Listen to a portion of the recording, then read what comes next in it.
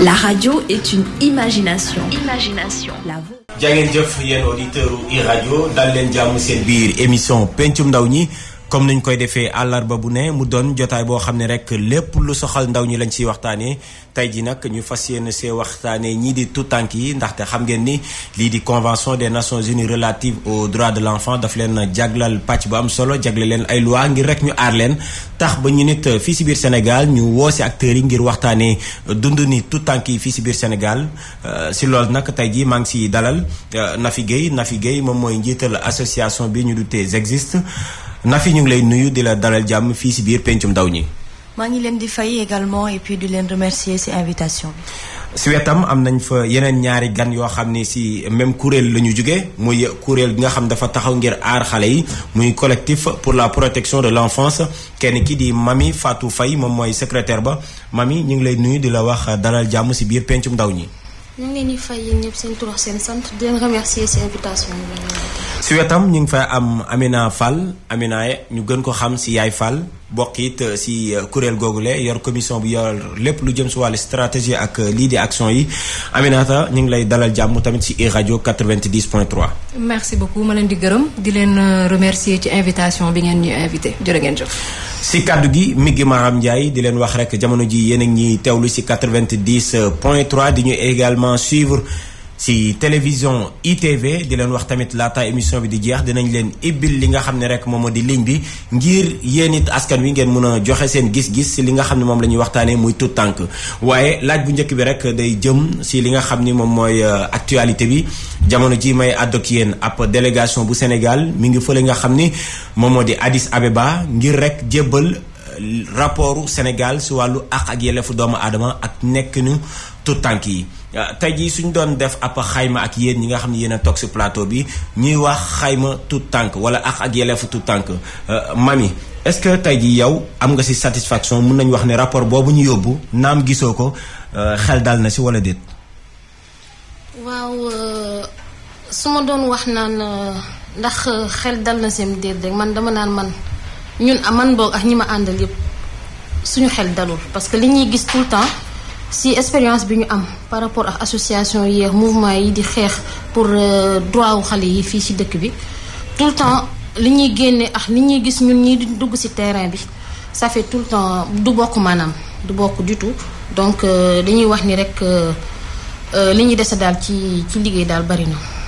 Amina est-ce que àq ak yelleefu tout tànk fii ci biir Sénégal ñëpp mën nañoo tëdd yandoor nelaw sàmmoon nañ ko ba mat sëkk. mukk ci àddina. kañ moom amu fi ndax bu loolu amoon kon ñun ñii bokk ci yenn kuréel yi duñ ci am coono bi ñuy daj nii yépp donc man bëggoon naa xam sax ñoom bu ñu demee lan lañ fay wax ndax àq ak yelleefu doom xale yi moom des na lu bare mooy moo tax ñun suñu genre yi ñun ñu engagé wu ci mouvement yu mel nii. si biir émission bi dinañ ko gën a yaatal di leen wax si délégation Sénégal boobu bokk na si CONAF moom mooy coalition bu ëmb bépp association war a kuréel bi nga xam ne day xeex lépp lu jëm si àq ak yelleefu doomu aadama Amina yow it sa kuréel day yëngatu si mbir yi si lépp luy tout tànk tey jii suñu nee Sénégal mi ngi déposé rapport tey jii yan mooy point faible rapport boobu tey jii fekkoon yow bokk nga si ñi ko war a bind. alors man la Nafi autant pour moi Nafi voilà li ma ci wax mooy que ni man xëy na loolu yow yaa ma ko yëgal te ñu nekk acteur ak nekk ay actrices dans le domaine c'est un peu bizarre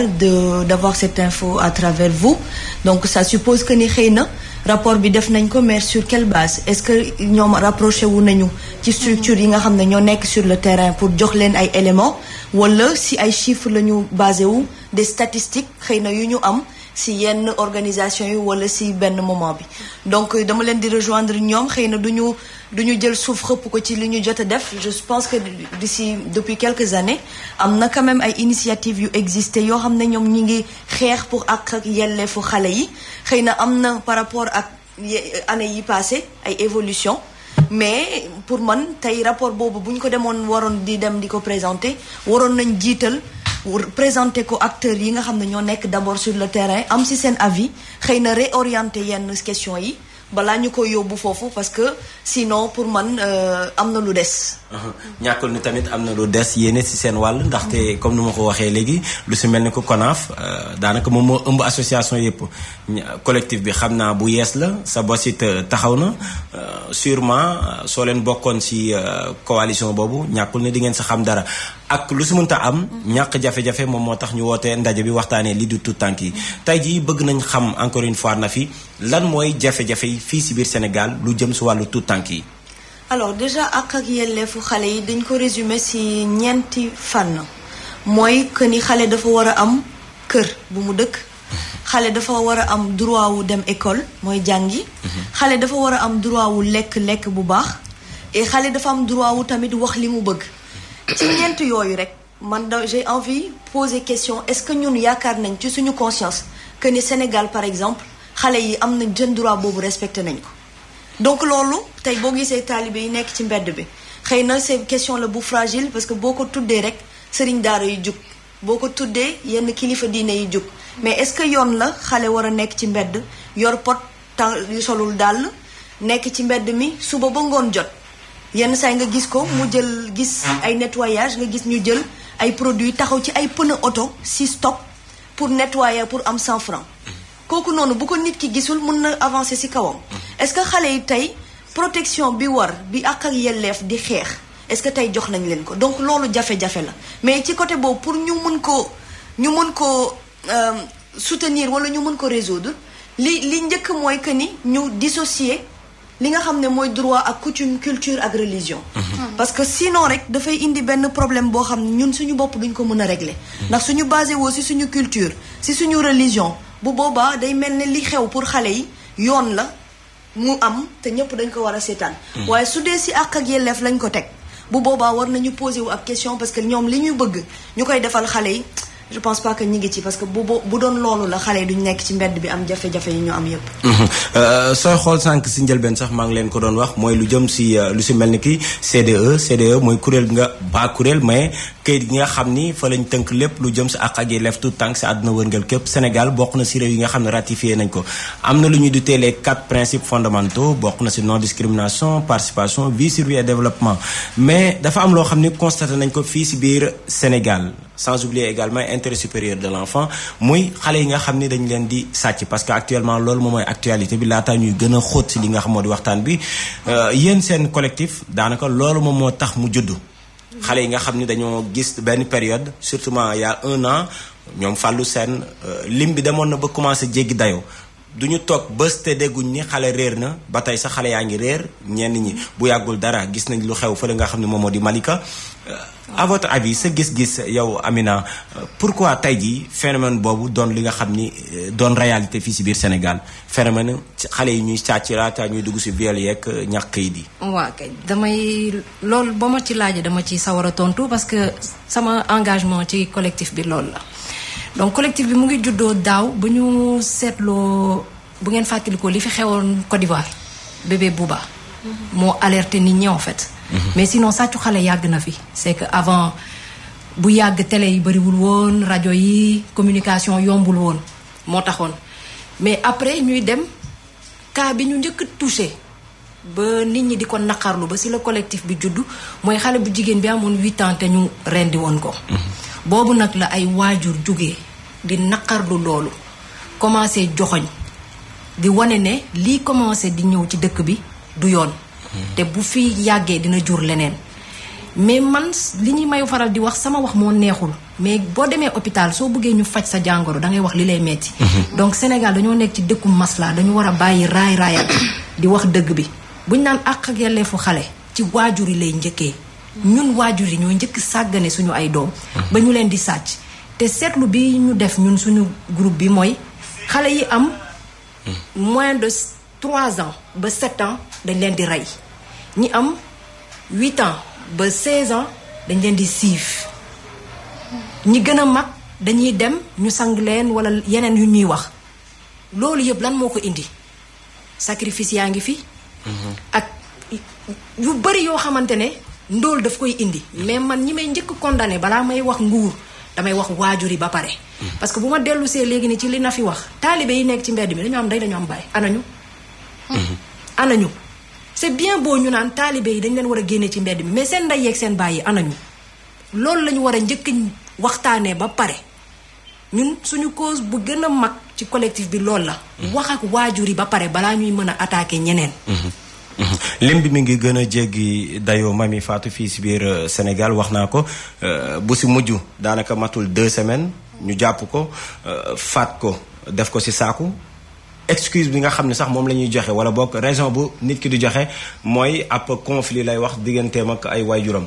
te bien vrai que ne amul benn excuse bi nga xam ne ci kanamu loi bi dina valable mais yan cause nga gisaat yoo xam ni tax na ba lu ni mel gën di jéggi dayoo fii ci biir Sénégal te wax naa ko léegi am na ay këyit yoo xam ne xaatim nañ ko pour ñu aar leen. waaw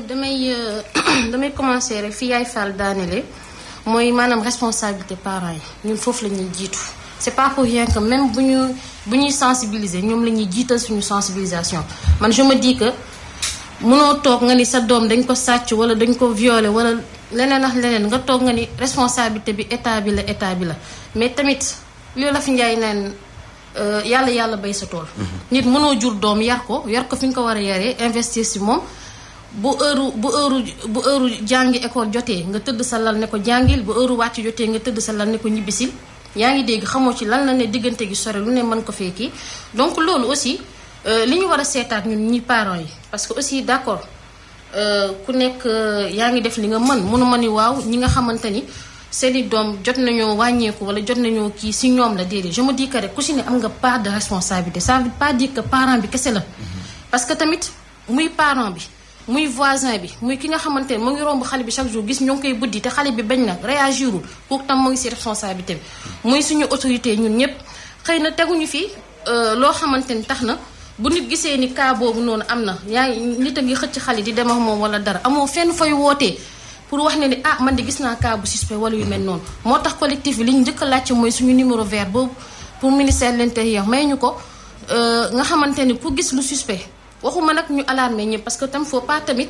ñu yëkkati affaire ba nga xamante nekk dans la psychose xaw ma nag lu ma koy waxee ci wàllu dans la psychose nga xamante ni foo toog waaw stress foo toog sa xel du dala yooyu mais tamit nañ sabablu te itam ñu ñaaw njott waaw ñu ñaaw njott na fi autorité dans tout ça parce que ñi ngi situer responsabilité yi parents yi daanaka la ñu situer gum mais pourquoi jël ay tout tànk di leen yóbbu wala di leen rey wala di leen pourquoi xam nga sànq maa ngi wax phénomène culture ak coutume. tey booy seetlu Sénégal dafa nekk ci crise bu mag dañ ko wax te dey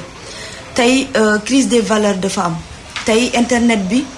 bokk na ci li gën a yàq suñu mentalité ci lu bëri. parce que jeunes yi en général li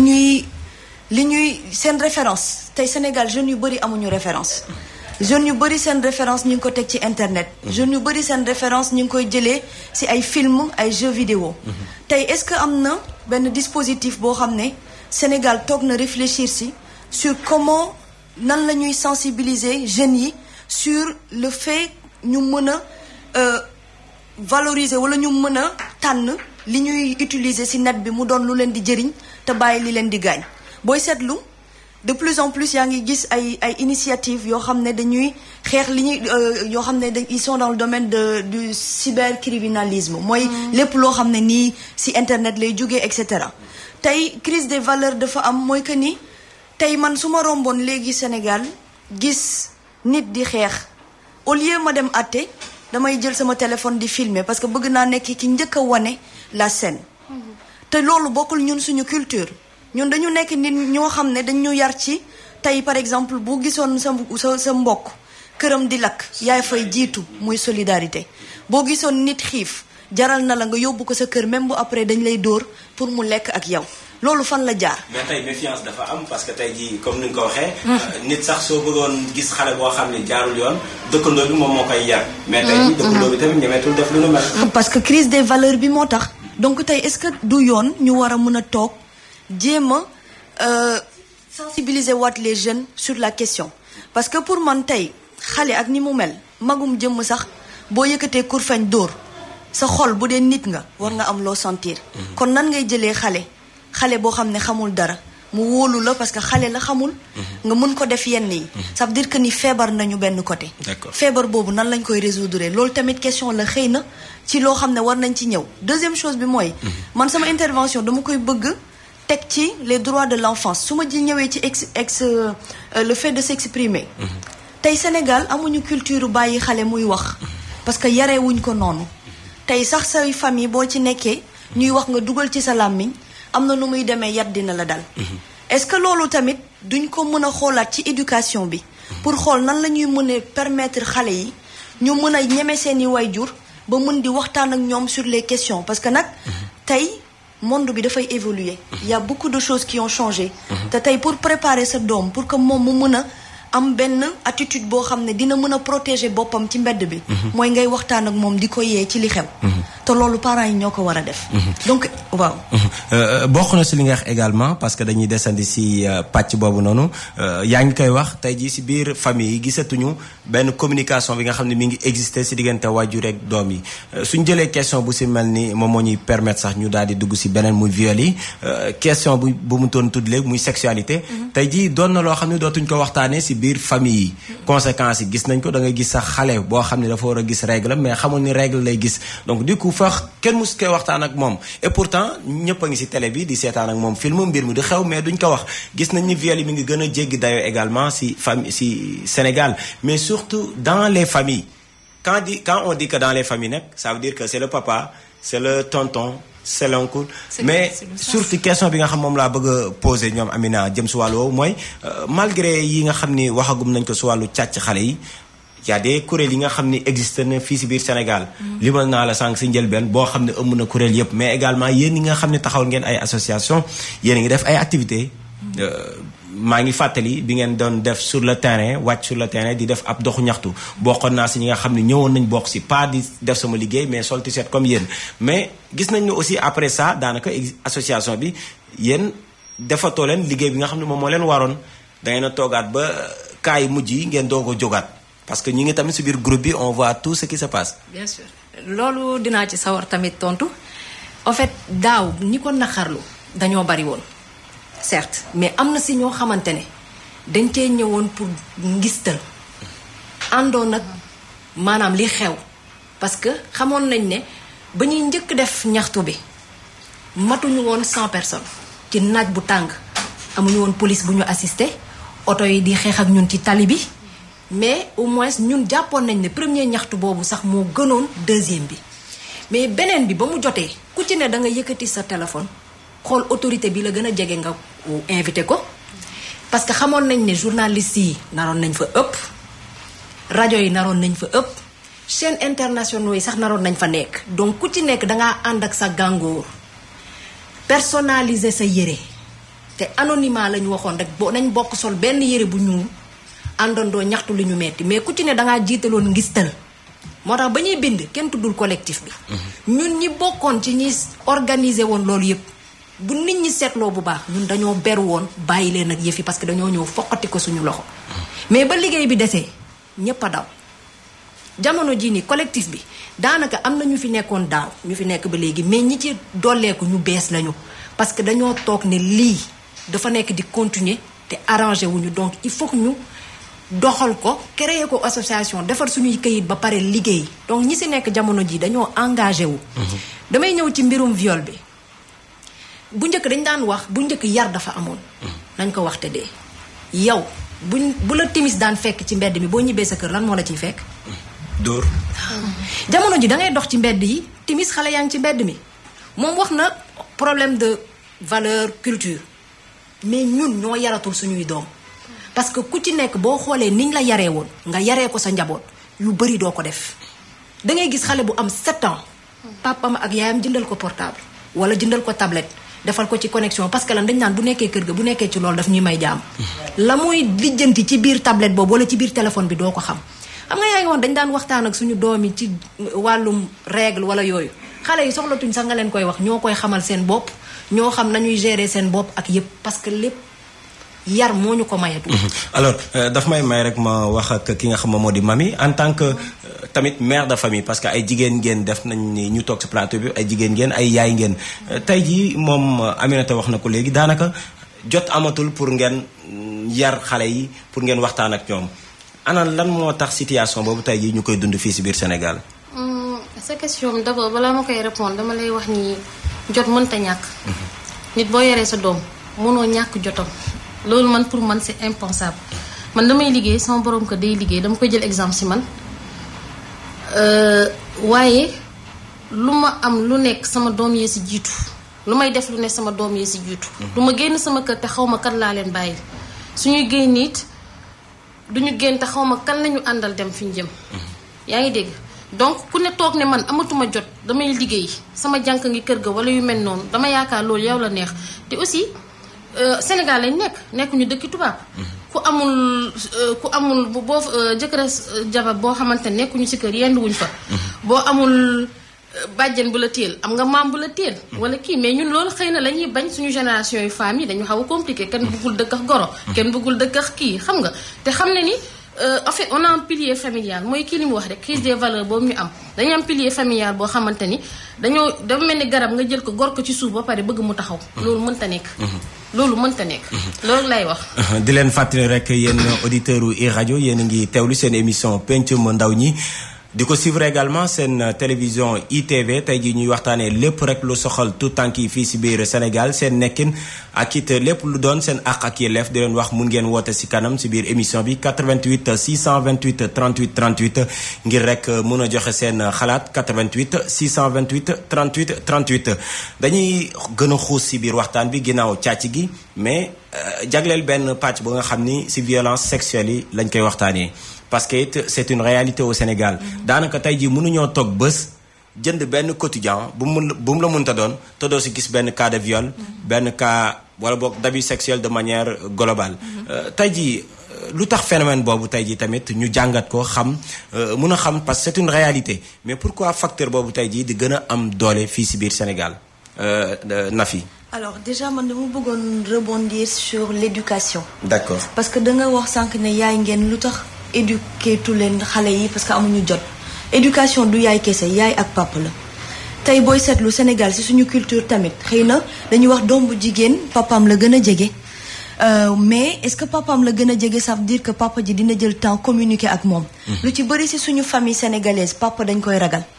parce que dafa am nu muy doxee ci këram ba ay doomam duñ ko ñeme.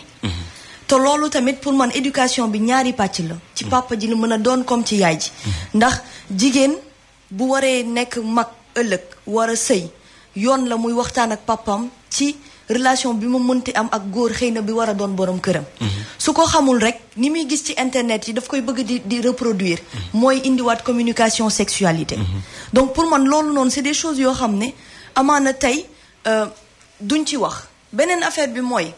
Sénégal amuñu Afrique amuñu culture déglu nit bu amee problème te loolu c'est un réel souci. tey aujourd'hui boo seetloo en Europe wala aux États-Unis bu jigéen amee problème wala góor ku mu mënti doon boo xeexee sax ñu gaañ la bu ñu la yóbboo hôpital dañ lay woowal spécialiste boo xam ne di nga mën a wax ak moom pour mu mun la dalal. tey cas de viol yi am fii pour la plupart du temps buñ ci jógee ñi ko subir fa la ñuy jógee jaar nekk lu leen neex. wala ñu yàqu ba faw parce que écoute boobu ñoom dinañ am gàcce boo xam ne duñ sax mën a wax ak nit ki. tey nit dina la def yenn avance mu doon kilifa sa papa ak sa yaay sa waa kër mayuñ la kanamu nga wax ak ñoom nga téye ko ba mu mujjee viol parce que en général cas de viol balaa moo am dafay am ci lu koy jiitu. mooy que ni dañ lay jéem di la cokkaas des fois ñu lay wax ay mots déplacés nga naan noo garaawul xëy na day kaf nga dem ba ci biir mu commencé di la laal nga bëgg ko wax kenn mayu la foo ko waxee. loolu tam pour man problème la parce que tey amul ay structure dans l'anonymat yoo xam ne nit ñi mën nañ fa ne bu ma lii commencé dal mën naa ko fa dem wax. des centres d'accueil yi nga xam ne moom moo leen dalal te si pàcc boobu sax la ñuy desandi ak Amina parce que suñu nee viol du ma ni sax mën nañ ko comprendre bi nga xam dafa xew si biti. parce que ce sont des personnes yi nga xam ni inconnues mais tey su phénomène bi lawee ba si biir kër gi. ñu ñëw si biir kër gi ki nga xam ne moom moo waroon aar xare bi yor ko suq ko jur. mën nañ ko tuddee noonu muy waajuram bu góor wala muy nijaayam wala muy magam en tout cas di egg si kawam wala su demee l'école ba fu ñu ko war a jàngalee maanaam mottali éducation bi nga xam moom la ñu waroon def si këram foofu tam ñu ko fay violer parce que cas bu xew récemment du ñu ni loolu la mais en tout cas version bi nga xam ne moom la famille xale bi joxe mooy professeur bi doo ko doon def ay caresses extra mu doon ay cas yi nga xam ni milieu yi ñu waroon yaree xale bi su fekkee ni foofu mu la insécurité bi nekk kañ la ñuy am wala boog xale bi fan la mun a amee jàmm réellement maintenant fii si biir Sénégal. man léegi foofu fu ma tontu la fa damay dellu si lu ma njëkk wax ba ma commencé dañoo nekk ci dëkku masla et que problème boobu lu tax muy gën di law. c'est parce que da ngay gis xale boo xamante ne ki koy jàngal alxuraan da koo siif ñu yëg ko lan la waajur yi di wax ak waa koñ bi xanaa doo jullit baal ko mais keneen ku ko def tamit danañ ko sàng sutura moo tax muy gën di law mais bu doon ku ko def ñu teg ay daan yu metti sa kaw bu subaa ki ko xalaata def dina xoolaat bu baax mais ñun masla Sénégal moo ñu sonal ci lépp lu mënti am ndax chaque fois dañuy wax ne jullit nga dangay baal mais ki tooñ am na fi ay cas yoo xamante ne waajur bu góor bi moo siif xale bi mais yaay ji bañ ko waxee lan la wax mënuma porter plainte papaam la lan laay wax après nit ñi lan la ma nit ñi di wax xale yi la même chose day nekk nijaay ji wala seen xaritu papa wala dara toujours lan la ñuy wax nañu nëppal bu ko nit ñi yégee dafa am ay doom dafa am jabar ba kañ loolu la xale yooyu di dund di ko denc seen biir li na fi di wax ñu màggaale ko doon leneen tey ñun collectif bi dañu am pàcc boo xamante ne ci loolu la ñuy yëngu tamit ñun du xale dafa réer ñu siiwal ko mu feeñ pare nañ ci déedéet dañuy def ay suivi de cas xale bi yu ñuy siif suñu paree dañuy dugg en contact déjà ñun balaa ñuy siiwal dara dañuy laajte information ba pare ba mu leer ñun duñu basé wu ci journal bind na lii télé wax na lii non ñun dañuy dem à la source. d'accord am na ku nekk en direct ak ñun donc ñu daal di koy nuyu Pierre soo ñu ko mën a yokkalee ba ñu déglu ko fii si biir plateau bi allo. asalaamaaleykum. waaleykum salaam maman. seen waxtaan wi neex na am na solo. jamono ji léegi mooy yàqu. ñu ne dafa am ñoo xam ne dañ ne amatuñ jom. te goro yi léegi fi mu ne nii ñaanuñu yàlla dëkk ak goro moo waral njëkk nag. comme nangoo ñu dëkk ak goro yenn yi moom moo ko indi ci fekk na yaa ngi bàyyi sa goro ci kër bàyyee ko xale yi dem sa yoon waaye léegi ñaanatoo yàlla dëkk ak goro ndax boobu la na ngay jël appartement wala doo jubóog sa goro yi dañuy def waaye jabara yi itam dañuy def jamono ji léegi moo yàqu. dina ñaan yàlla la yàlla dimbali ñu sàng ñu sutura rek. mooy solo bi. tey jii yow soo amoon benn saafara booy proposé lan lay doon. nañ def na mag ña daan def. nangoo dëkk goro yi nañ def na mag ña daan def. bokk di reerandoo ñu xam bàjjan yi xam nijaay yi. xam maam yi xam tante yi léppay baax. moom mooy àddina. d'accord di ko jaajëfal baax a baax moom suñu maman boobu doon àddu léegi si biir émission bi di leen wax mun ngeen woote tamit si 33 867 28 88 33 867 28 88 laataa ñuy jël keneen si ligne bi dañuy xóot rek ak ki nga xam ni moom fa la Amina tolloon muy tey ji gis nañ ni parce que maa ngi koy wax sànq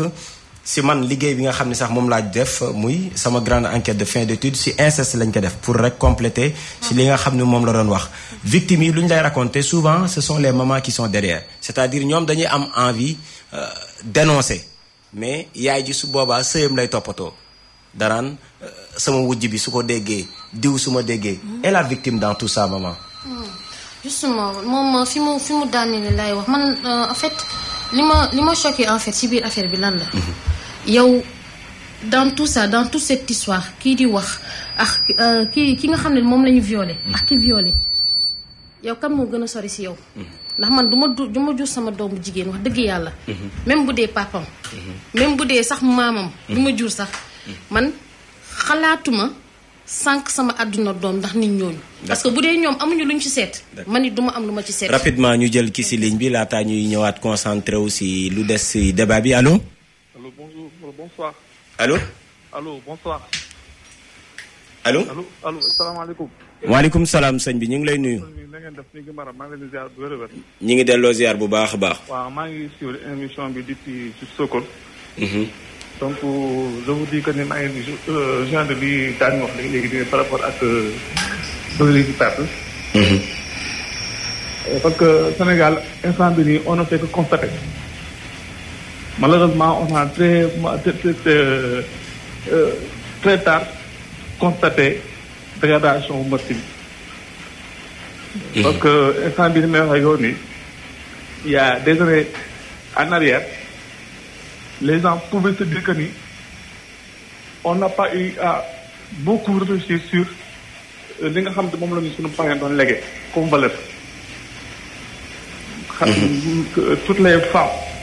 ont tendance à vouloir travailler, c'est bien. Les enfants amuñu ku leen topp ci kër ga amuñu mag bi nga xamante ni leen jox yenn valeur mais suñuy xool yi su mel ni viol yu ñu doon waxtaanee sànq tey jii xale yi dañ leen di violer ba seen biir kër yi pourquoi tey jii Sénégal dem ba toll foofu. waaw mooy li ma doon wax léegi-léegi par rapport ak valeur yi ñu perte valeur yi ñu perte mais amatuñu iman ñàkk iman boobu li ko gën a waral mooy que ne instant bii nii éducation bi ça démarre d'abord à la maison. parce que 90% des enfants yi ñu yar yëpp instant ci mbedd bi leen yare.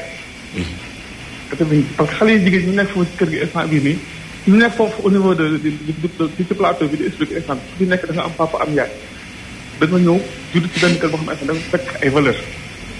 boo xam instant bi da nga ko jëlee sa say maam dañu nga toll ni instant bi donc tamit yooyu dañuy commencé di perte ndànk-ndànk te au fur et à mesure ñun malheureusement on fait que constater bu ñu constater ñu wax ci après mu jeex mais duñ jël benn dispositif benn mesure bi ñu ko jël instant pour que loolu te loolu ça va continuer di continuer ba kenn du xam fu ñu jëm. parce que auparavant instant bi nii y a des moments de cela instant bi on ne peut pas parler de jël xale bu jigéen rey ko def ci mbuus c'était inimaginable te léegi on le voit et puis ñu wax ko après mu jeex daal di continuer instant bi nii loolu malheureusement c'est le constat que je fais. D'accord. di rafetlu seen émission vraiment di wax ni initiative bi ngeen jël ni instant bi en tant que association di ko wax di ko déplorer. bële initiative il faut connaître sur cette lancée. D'accord di ko jaajëfal baax a baax moom mi ñu doon woowee depuis Sokone di tamit jaajëfal képp kuy auditeur iRadio di leen fàttali yéen a ngi seen biir émission pencum ndaw ñi ngeen ñu suivre également si télévision ITV ñu wëy rek si li nga xam ni tamit moom moo di waxtaan bi pourtant au Sénégal am nañ ay kayit yoo xam ni dafay aar xale yi ay loi mu doon si Afrique parce que Afrique ngir mun a jël suñu réalité dañoo def li ñu dutee 4B charte africaine des droits et du bien-être de l'enfant au niveau international ñu dutee ko CDE fii si biir Sénégal code de pénal code de la famille pourtant tous ces instruments existent alors Nafi lu tax kon tey jii ba tey jii mbir mi du am fu muy sooxee. alors je pense que instruments yi moom suñ ko waxee fii la ñuy fanaan parce que du rek ci xale yi instruments yi existé par rapport à la protection de l'enfant moom la ñu respecté comme ni mu waree tey booy seetlu Sénégal dañu mën a voter ay loi Afrique dañu mën a voter ay loi mais buñ ko xasee ba voter ñoom dafa mel ne loolu argument la ci ñoom pour di tiitaru mais dama koy wax et je prends toutes mes responsabilités mooy que ni tey dañuy teg ay instruments voter ay loi pour wax que ni dañuy def ci tel ou tel domaine mais au-delà de ça bu ñu ko xasee ba voter ba nit ñi communiquer ci ñu féliciter leen pare nañ ci amul dispositions qui sont mises en place pour permettre suivre le dispositif bi ñu teg en place pour telle ou telle chose donc tey c'est bien de signer des lois c'est pas pour rien que Obama doon wax que ni en Afrique on n'a pas besoin d'hommes forts mais on a besoin d'institutions fortes mais tey booy seetlu institutions fortes yooyu am na fi mais est-ce que li leen war ñi ngi koy def mooy appliquer la loi en tant que telle tey par exemple droit de l'enfance droit de l'homme ci boppam tey ñaata droit la ñu nekk di violer chaque jour boo génnee sa kër ba ngay wàcc de 8h à 20h seetlul ñaata nit ngay romb ci mbedd yoo xam ne droit wam violé nañ ko si nii wala si nele te kenn du ci wax est-ce que loolu tamit jarul ñu toog xool ba xëy na am na yu ci jot a xew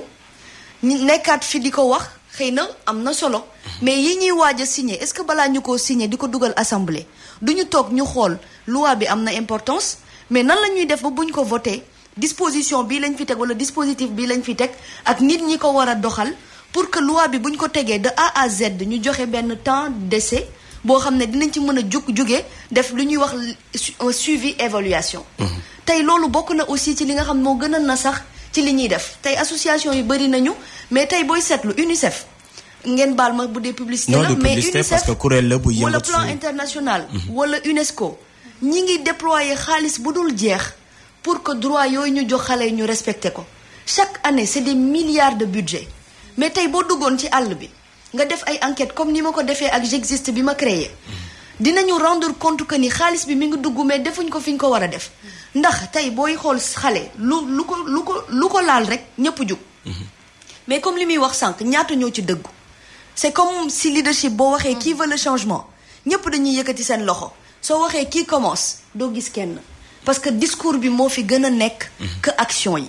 donc tey ñooñu organisation yu mel noonu tamit est-ce que du yoon ñu war a mën a toog xool balaa ñuy dugalati xaalis fenn teg ay disposition wala ay dispositif boo xam ne dinañ mën a topp xaalis boobu ñu joxe pour dimbali xale yi ñu mën a respecter seen ak yelleef de sorte que bu at bi jeexee ñu mën a teg ay documents yuy wane que ni impact bi ñu ñoom doon soxla am na et à partir de ce moment là fii la ñuy commencer continuer. parce que sinon dañuy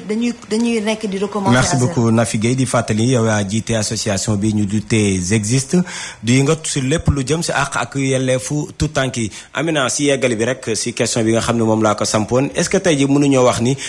absence de volonté dafa am jóge si nguur gi parce que am na sax lu ñu dutee woon parlement des enfants. benn at la dooroon après dañ ko tegaat ci suuf organiser dañ fi ab ndaje du teewoon ko les députés à l'écoute des enfants indi xale yi sa assemblée nationale ñu wax lan mooy seen jafe-jafe mais malgré tous ces efforts là entre guillemets ba tey ji problème dafa mel ni tey la waalo gën a aay. yan xale la ñu yóbboon assemblée pour ñu déglu leen. non c'était ay xale yi nga xam dañoo jóge ci association. c'est yan xale exactement. parce que xale yi ñu war a déglu. du man par exemple sama dooma wala doomu mami wala doomu Nafi xale yi ñu war a déglu ñoo ngi fi ils souffrent en silence. xam nga sànq juste dafa am ku woote dugg mooy fi may waxee ne problème mu viol bi mu ngi jugee ci famille yi parce que dañuy masla di nëpp nëppal. ñun am nañ ci cas yoo xamante ne seen doom ba mu feeñee li ñuy wax suivi de cas dañ leen woo pour xam xale bi fan la nekkoon lan moo ko dal ak yépp xam nga lan lañ ñu tontu sant yàlla ñëwaat na suñu loxo mooy le plus important mais ki def loolu. bu dee mu ngi ci biir koñ bi mais suba daf koy defaat parce que xam na ne du mujj fenn même bu xale bi rëccee dem bu demee du wax kenn dara donc kenn duñ ma téye xale bi ñuy siif tamit c'est la même chose donc moom li muy wax nii loi yi ñuy voté dañ koy voté parce que man mun naa wax ne assemblée c'est comme grand théâtre wala Sorano ci man da ngay dem tàccu yëkkati sa loxo pare nga ci da ngay bub see kayit ñib sa kër tëdd liñ fiy wax nii yépp ñun la ñuy jéem a sëlëm wala leneen donc côté boobu man duma ci sawar a wax parce que intéressé wu ma man li ma gën a ñor mooy li ma mën a apporter société bi par rapport ak man sama xam-xam ak sama baat. man ci loolu laay yëngu maanaam di apporter sama pierre à l'édifice parce que mënoo toog ci dëkk rek chaque fois lu ñu wax rek nga ne nguur gi la. bu tawee mu taa sax nga ne nguur gi la. bu sa kër inondé robinet nga fàtte te ci robinet nga yeew mu fees ndox nga ne nguur gi la. man gëmuma loolu man li ma gëm mooy damay jéem a yëngu ci loo xamante ne dafay indi réew mi avancement te man du ma jug ci di ko wax. balaa may condamner police. wala ministère de l'intérieur wala président de la république damay njëkk condamné waajur yi ba pare. parce que ku ñu siif sa doom nga ne non papa moo ko siif wala ustaas bi la ay waay day jàngale alxuraan xanaa doo jullit seet leen ci suturaal leen ko mais kooku suba daf koy defaat. parce que bu jógee ci koñ boobu day dem ci beneen koñ ñu dénkaat ko yeneen xale mu koy defaat te suivi psychologique bi ñuy wax na fi wax na ko sànq xale yi dañ koy soxla mais fii Sénégal ndeysaan boo nee psychologue rek ñu ne dof la. te xamuñu ne genre cas yooyu dañuy soxla ku leen delloosi dalal seen xel indiwaat leen ci réalité bi ñu nekk ñun sinon dañuy tëju te suba mooy tax ñuy def naka sa du noonu. te ñun loolu moo ñu fi teg man balaa maa attaqué keneen balaa may digle kenn mu sangu damay sangu man ba pare. te mooy li may wax waajur yi sànq yaa ngi koy wax am na si ñoo xamante ne seen liggéey moo leen gënal seen doom am na ñoo xamante ne seen doom xamuñu kañ la bëñam sax. xamuñu kañ la wax premier mot parce que lan de 8h ba 20h jànq bi la ñuy nekkal. xamuñu ci leneen. te war foog naa ne ku ci ne buñ ne àq ak yelleef ci xale. ci waajur yi la war a njëkkee. ndax tamit ku ci nekk suba danañ la laaj nan nga sàmmee woon sa njaboot. Mame Fatou Gueye ana lan mooy sa gis-gis si li nga xam ne moom la ñu joto sumb léegi ak na fekk Aminata. c'est Mame Fatou Faye. Mame Fatou Faye autant pour moi maa ngi jéggalu. kii li mu wax léegi dafa am lu may xaw a fàttali tuuti muy Yaay Fall. le fait que li mu wax naan am na ñoo xam ne seen bëñ fu mu saxee sax xamuñu ko loolu pour man degré de sàggan mënul weesu loolu mënoo jur doom muy góor muy jigéen naa comme tu dis ñun ñëpp ko jur mais duma yem kese si papa si yaaya damay yem aussi si ñu bokk ak moom dëkk ak ñoom bokk ak papa ma yaayam ñoom ñëpp ko jur waaw donc loolu aussi nañ ci bàyyi waxuma la bëñ bu kii sax mais day gis ko yor liir bu tooy xeb bu bu booyee sax duñ ko yëg. parce que duñ sax wàcc bopp. mais su wàllu woowu moom am na lu gën a am solo yow laay bàyyi nga développé sànq yow yaa ko waxoon suñu yaay ji nga xam ne moom moo woote woon léegi également dikkaat na si mooy famille tey ni ñu composé wu. tey ji jigéen ñëpp ñu ngi nii appartement la ñuy bëgg a dëkk ñoom ak seeni borom kër parce que bëgguñu keneen ku leen sonal du njëkkee di yaay. pourtant ñooñu dañoo amoon rôle bu am solo bu ñu war a def tey ji soo xëyee yow liggéey sa jëkkër xëy maanaam sa jëkkër xëy na 6 heures yow nga xëy 7 heures. soo leen wàccaatee fekk xale bu di nelaw également kan moo ko war a yar ak naka la ñuy dem ba mun a briser lii ñu dutee mur du silence bi. ah déjà waxtaan rek parce que tam boo seetloo aussi ñun ñëpp la parce que man la Yaay Fall la Nafi la ñun ñëpp ku ci nekk fu mu toll nii boo wàccee xam nga lan moo la gën a soxal ubbi sa portable xool. say message Facebook say message WhatsApp yaa ngi dégg. xooloo sax surtout ñun jigéen ñaa xooloo sax sa jànk sax ndax ni mu togg sax baax na pour nga yekk ko sa jëkkër. te loolu aussi mu ci diine di si aada fii Sénégal loolu du suñu ay réalité en fait. du suñu ay réalité man je me dis que ni nit ki loo mën a naaw tam benn instant il faut nga mën a teg sa tànk ci suuf. xool li xew lan la. yaa ngi dégg. te loolu nag du jigéen ñi kese. je veux pas que tout le temps ñu naan jigéen bi mooy yor ndax kat ku am tamit sa soxna tamit gis ne permettre ko tam mu liggéey. ndaxte liggéey boobu tam si kër gi la lay jàppale ndax jamono ñëpp xam nañ ni metti na bu xasee ba jàppale la ci kër gi. si liggéey bi jàppale ci kër gi maanaam financièrement yow it fexeel ba yow it boo wàccee. da nga am xelu ne man xaar ma xool sama doom yi ndax jàng nañ sama doom yi ndax lii nañ et cetera et cetera. lu tax ñu koy sëf yaay parce que tamit souvent su xale bu réussir dañ naan liggéeyu ndey la. donc di leen ñu xóotalaat rek si daanaka pàcc bu waaw mais nday lépp nday ja rek ngay dégg wax dëgg yàlla suñu yaay ñoo gën a sonn di leen sargal si weer bi nga xam ni képp kuy jigéen ñoom lañ ko jagleel di seen ak seen i yeleef si rôle boobu la ñuy desandi daanaka amul fooy dugg te doo wax yaay yi parce que suñu jógee si li nga xam ni moom moo di peut-être bi moom mooy dernière question si pàcc boobu laataa ñuy dugg si beneen muy xale yi nga xam ne tamit amuñu kayitu judd mooy solution yi si yi ma njëkk a tudd muy vol ak viol wax nañ briser le mur du silence mais naka la ñu war a def ba lu ne mel mën a am Nafi. pour man communication moo jiitu ci loolu. communication mooy que ni tey yaay ak papa ak doom warul rek nekk ci demal école jàngal sa leçon loo doon def foo nekkoon pour man du loolu c'est-à-dire tey nit même bu dul sax sa yaay wala sa papa nit koy des fois nga wax ak koo xam ne bokku leen dara mu gën la jege sa yaay wala sa papa. loolu culture la boo xam ne dañ koy màggaale pour man waajur tey ak li mu doon wax sànq ak loo munti daw ñun ci suñu wàllu bopp sax des fois nga toog am envie bu nekk ak sa meilleur ami wala nga am envie nekk ak sa frère pour juste wax ak moom parce que ku nekk ci ñun dangaa soxla ku la déglu te déglu boobu dafa am solo tey pour man parents yi briser boobu mur am seen diggante ak seeni doom mooy que ni xale bi bi mu nekkee xale nga xam ne xàmmeegul ci la ñuy kaf ak moom di reetaan ak moom di dugg ci yenn sujet di ko critiquer si yenn affaires yi mais di ko critiquer positivement mooy par exemple bu solee loo xam ne waru ko sol nga ne ko waaye yow looy niru nii lii nga sol pour lan la mu ne la lii ak lële loolu day dem ba xale bi buy màgg dafay màgg ak miin la dafay màgg ak ñeme la te xale bi bu la ñemee dina la ñemee wax lu ne am naa xarit boo xam ne nijaayam moom mooy presque meilleur ami wam lépp la ñuy wax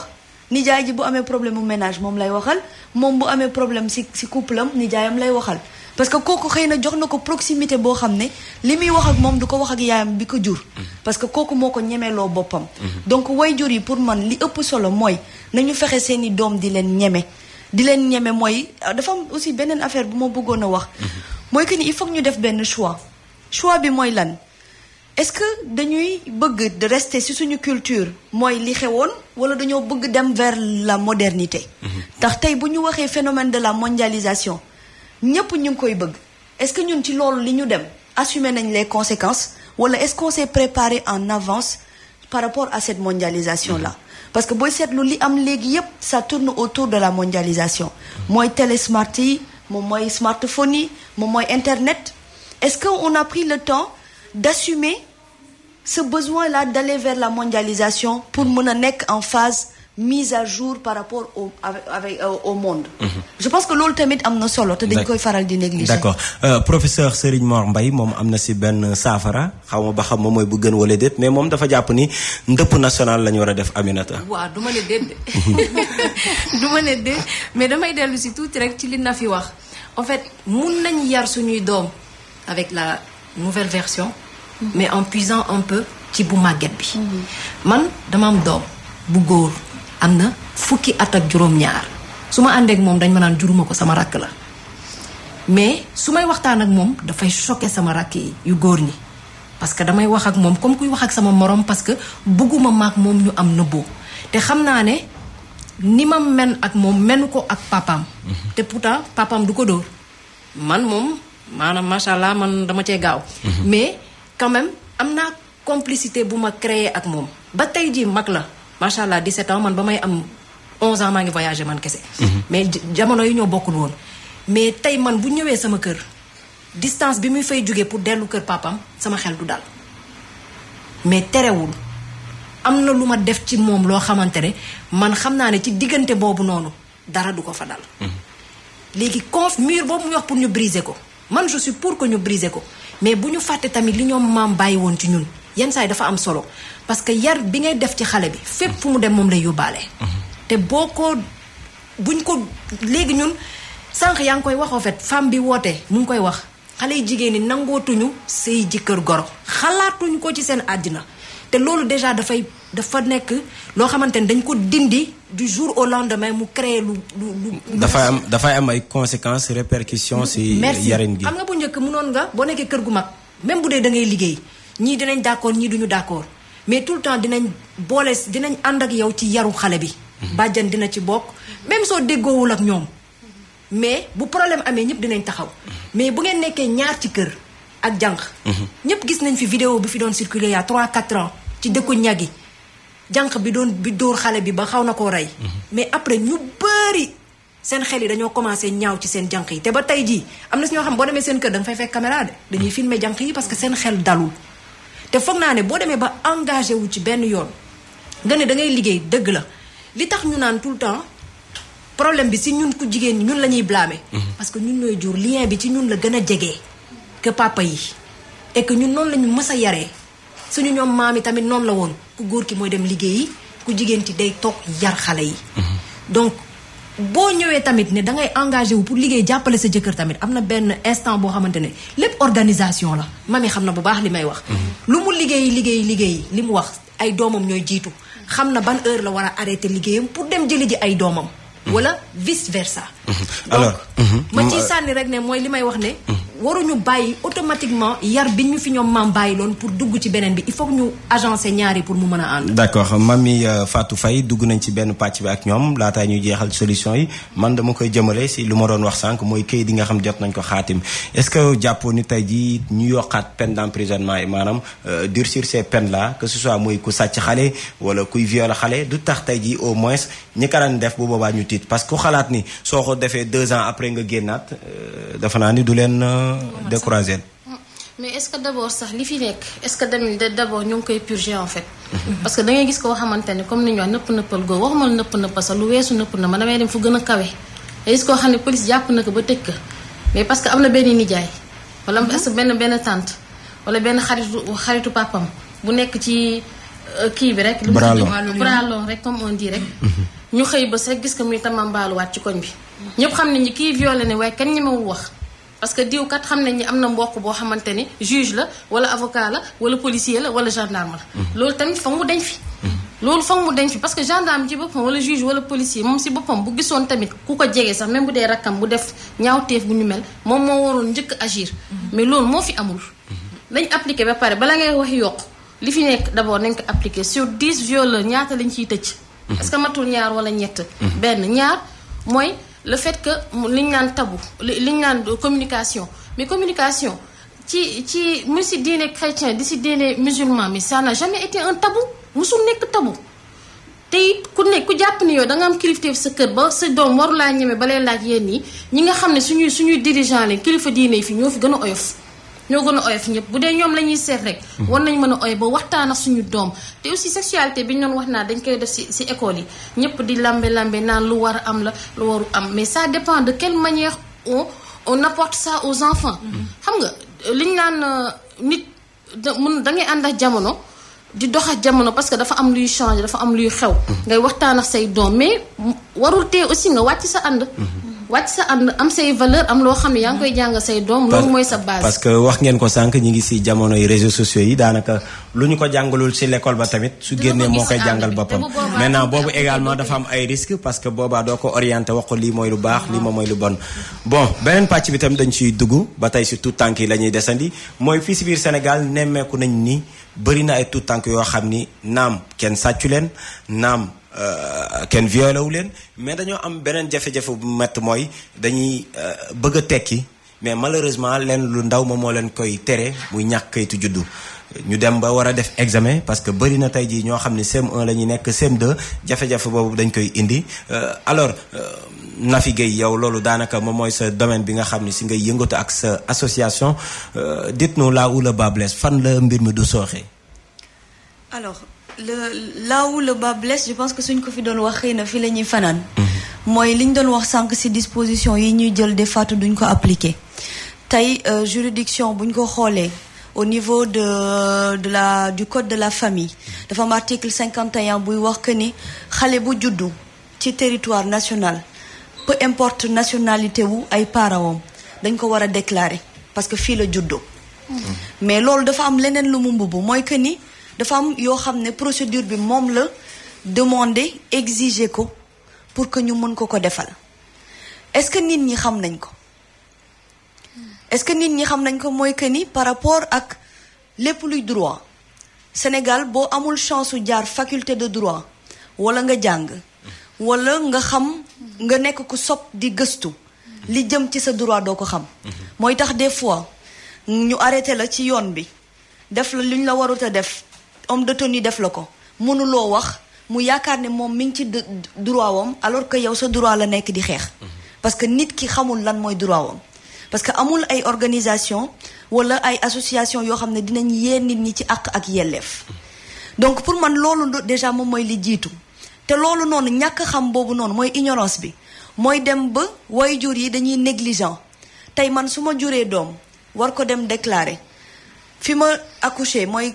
fi ma accouché hôpital ñu jox ma certificat d'accouchement jànguma mënuma ko lire waxuñ ma lan lay jëriñ buñ ma ko joxee damay jël rek denc parce que damay yaakaar ni xëy na loolu mooy kayitu xale bi ndax xaw ma lu mu doon xëy na kooku mooy sama taaw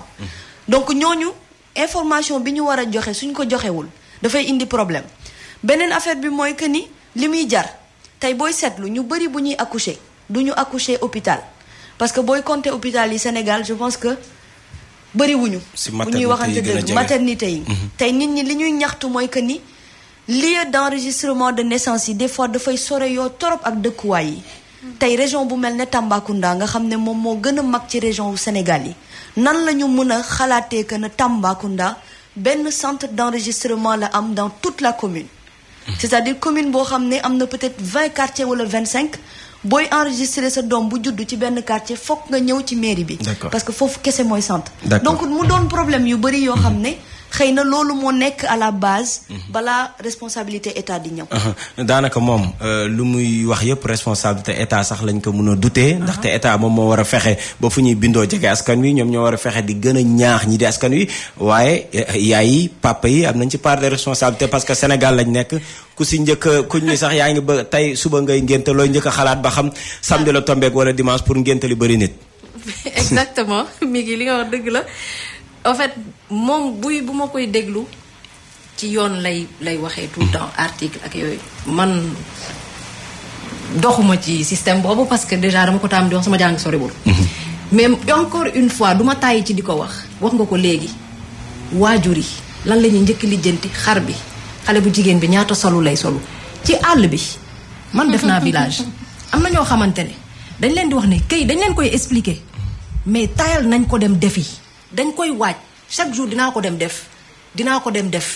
buñ ko dugalee ci école lan la ñuy def dañuy joxe turam noonu directement man dal na ma fi sama papa doom dafa jàng mu dem déclarer sama doom bi ni mu ko déclarer baaxul à chaque fois su ma demee dañuy am problème ci beneen numéro lañ ko déclarer woon pour wax la tayal chaque fois su ma ko nee na dem defaraat ko day dem rek ñu rempliral ko beneen ak tur bu baax bi mu indil ma mais man su ma demee di wuti ji damay am problème mais ba ma demee ba tribunal pour war a defaraat kayit yi dama sonn parce que dama woon papam moo ko war a def il a fallu que ma fen tribunal ne leen papam dëkku fi extérieur la nekk benn yoon ci at bi lay ñëw te bu ñëwee weer la fiy def pour ñu mën ma defaral kayit yi parce que xale bi mu ngi doon gën a évoluer pour wan la ne yenn saay sàggante la parce que nguur dëgg la man bu ma xamee ne sama doom dama ko war a dugal l'école mu war a jàngi dina ma jaral lu ne yenn saay sacrifice daf koy laaj man foofu laay waxee. d'accord Mamy Fatou Gaye est-ce que tamit war nañoo sàgganee suñu avenir yi ay doom parce que juróomi simili malheureusement moo ñu dese si li nga xam ne moom moo di émission bi. non waruñu sàggane parce que déjà xale bi il n'a pas demandé à naître aucun enfant n'a demandé à naître. ñun ñëpp kenn tëbul tam ne indi leen ma fi. yéen a gisante bëggante sëy fas yéene am doom xaw ma nag ku ci nekk aussi li ngay mbëbët tamit ci sëy bi mu ngay sëy lan moo la dugal ci sëy lan moo la dugal ci am doom. ba tax na nga ñeme jur doom sànni bàyyi ko ci àll bi wala jur doom bañ koo déclarer man daal je ne comprends pas parce que man j'ai pas cette pour man da nga am àq. doom boo gis ci àddina ndeyam a bàyyam dañ ko ameel àq te àq weesuwul d'abord ñu jox la tur. wax la fan nga bokk ci dëkk bi. xam nga wax nga tamit say droit yi nga am fexe ba am ñoom droit yi ñu am ñoom ci dëkk bi yow ñoom seen bopp ba tax ñu ñeme toog fa di sëyeex di doxal seen àdduna yow itam nga mën ko am. kon waajur tamit warul nangu di amal àq. maanaam doomam ndax ko ci amel ñun ñi tey suñuy waajur bu ñu wàccoon ci mbedd bi ñu yelwaat duñ fi toog tey di wax. dañu wante dëgg duñu am diplôme duñu jàng duñu xam lan mooy àddina. alors Nafi naka la ñuy def ba éradiquer phénomène boobu noonu des enfants yi nga xam ne dañuy dund parce que bëri na ay kuréel yi nga xam ni dañ leen fii seen par exemple Guédiawaye mun naa leen fa tudd Eden éducation et développement de l'enfant dañuy def yu ni mel maanaam di maye ay kayitu juddu di ubbi audience foraine di leneen xelel mais naka la ñu mun a def ba nga xam ni loolu yëpp dootu ko jarati. gis nga boo bëggee dëgg mooy audience foraine yooyu réglé wul problème bi. ma wax la lu tax tey audience foraine benn activité la buy jox à la masse un extrait de naissance malheureusement dispositif bi ñu war a teg pour permettre juge bi joxe autorisation bi mu xool ndax ki ñuy jox extrait am na ci turam mi ngi ci registre yi wala déet amu fi mooy informatisation. donc est-ce que loolu tey audience foraine yooyu ñuy joxe ça résout le problème je ne pense pas parce que tey bi ma demee Kolda di def enquête Kolda chaque année. dañuy joxe en moyenne 20 000 à 40 000 je parle sous le contrôle des autorités. 20 à 40 000 extraits de naissance par année pour une région comme ça et le problème reste toujours le même. Est-ce que kon duñu xool quelles sont les choses sur lesquelles on devrait insister. Miser. C'est la sensibilisation d'abord. Pour que ñi nga xam ne tey 60% de la population sénégalaise milieu rural la ñu dëkk xamuñu nu ñuy déclarer. 40% yi ci des ñi ngi zone urbaine waaye comme li ñuy wax négligence la ak ñàkk volonté. Deuxième chose bi mooy les actions sur le terrain tey y a des organisations yuy joxe xaalis pour ñu def ko. mais est-ce que ni ñu koy defee ñi ngi koy defee ni mu waree. audience foraine yooyu amoon na budget buy permettre les juges aux juges ñu déplacer wu dem ci village yi état moo ko supprimer kenn xamoon lu tax et pourtant audience yaa ngi continuer. tey dafa am leneen lu ñuy wax le phénomène de la renaissance footballeur bu war a dem États-Unis wala mu dem France. da koy jaral mu dem ne moom musul judduwaat amul système informatique bu ñuy contrôler ndax am na wala déet ñu jox ko kayit mu dem donc loolu noonu yëpp dafa doon loo xam ne tey loolu li koy résoudre mooy informatisation donc j'existe ton acte mon identité slogan bi c'est l'action que la personne fait pour permettre à quelqu'un d'exister juridiquement mën na nekk wayjur yi koy permettre tey da ngay gis wayjur yu ne dañoo bëgg déclarer seen doom te ñoom ci seen bopp amuñu extrait de naissance. man suba rek am na ku ma war a gis ci domaine boobu noonu. donc est-ce que loolu tamit du nekkul problème bu mag. donc j'existe looloo ko tax a jug action yi nga xam ne ñun ñëpp mën nañ ko def tey moom yaay Fall mën na dëkk ci benn quartier gis ku